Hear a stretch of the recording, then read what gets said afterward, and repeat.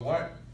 So even if you're not following the math right now, I just want you guys to understand that we could choose a gauge, we can impose it on the theory. So when you hear gauge fixing, I'm just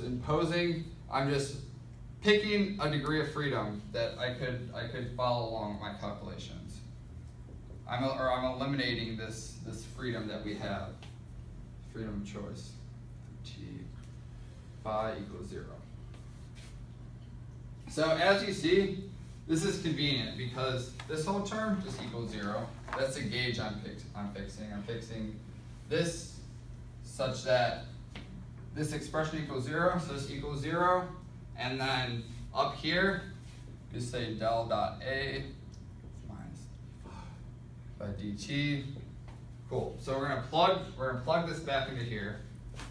So let's rewrite our equations now. Let's rewrite 1 and 3, our Maxwell equations. Now we just get d phi, and then over here we just get del A minus.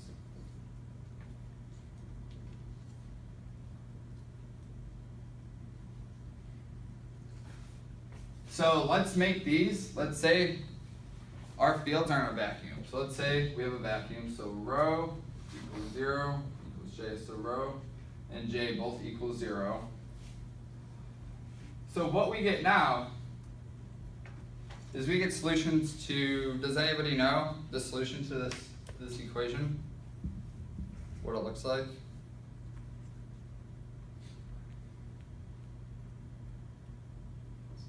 It's a Laplace's equation? Yeah. Looks like wave. Yep. So it's a plane wave. So now we could express these potentials as plane waves.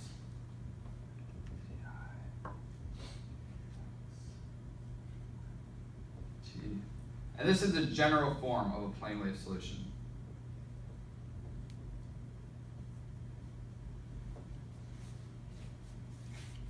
So now these are freely propagating plane waves, and we can plug this back in to our gauge condition.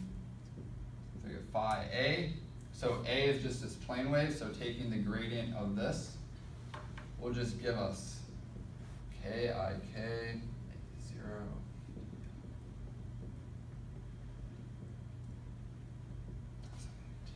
And then I keep forgetting the c squared. So there should be a c squared back in here. C squared. Okay. So now I'm taking the double derivative, or taking the. So this term gives us this expression now. This term gives us minus I omega.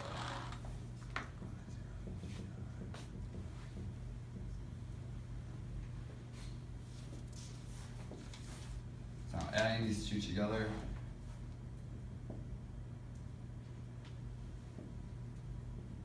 our new gauge, we could write our gauge to look like k A0 minus WC squared phi 0 equals 0. So our new gauge could look like this. However, there's another redundancy in this theory. This isn't the whole story, because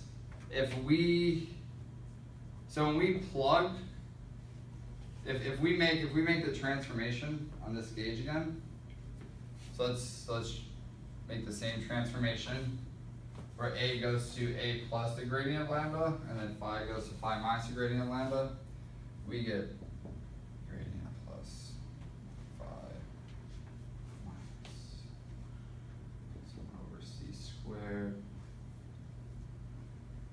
d by dt.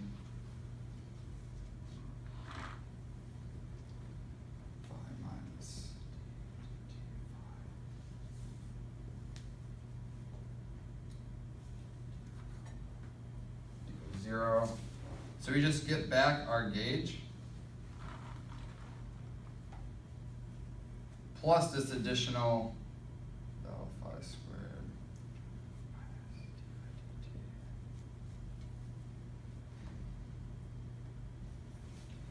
So we get another wave equation for this, for our lambda parameter. Yeah, 1 over c squared. So now we have our own. We could express this in the general solution. We could put I 0 e to the I kx minus omega t. And by including this in the gauge, taking this by lambda, we get minus k by naught, and then d by dt, and then this expression, d by dt lambda, is just omega by naught, and then e to the I, k, is minus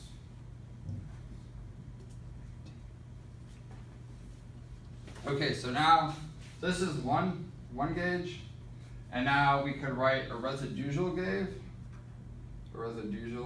gauge now, where we could write in terms of phi a naught. That just equals phi a naught minus lambda, and we have k omega equals ck. So now we could just write ck k. Okay, so we just derived two different gauges right now within this theory. Is everyone following along? You guys bored? Yeah. What is that squiggle over the A? Which one? It's over there. Yeah, I have that as well. This? Nuts. No, up 2 lines. No, down 1 on the left. What is that? Oh, that's that was just A, because A is a vector. Okay. Got it. Yeah, my bad. You're fine, you're fine. So A is a vector. So now, okay, so finally we grudge through this calculation, have these two choices of gauge. We have these two gauge conditions. So let's now do an example where let's just say there is a photon.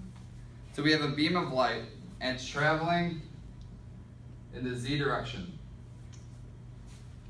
Now see, these are just wave equations. So using this gauge, we could now say, this is example, photon traveling with momentum k in the z direction.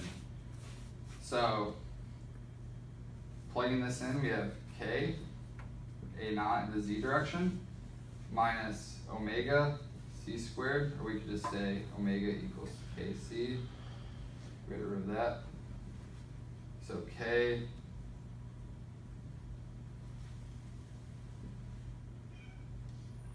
c squared, the k's cancel out. So now we have the condition phi equals az. And now plugging that in, we see that phi naught equals 0. The potential, the magnetic potential in the z direction equals 0.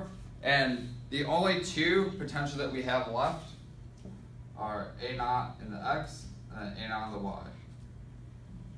So by using this gauge conditions, by using these conditions, by imposing these, what we find is we're able to get rid of 2 of the 4 possible polarizations for this wave. So what this says is that electromagnetic wave just propagates in the x and the y plane. If you plug this in to our field expressions, we get the fact that the electric field and the magnetic field are transverse to each other in the wave. So this is the power of these gauge transformations. We impose a gauge and we get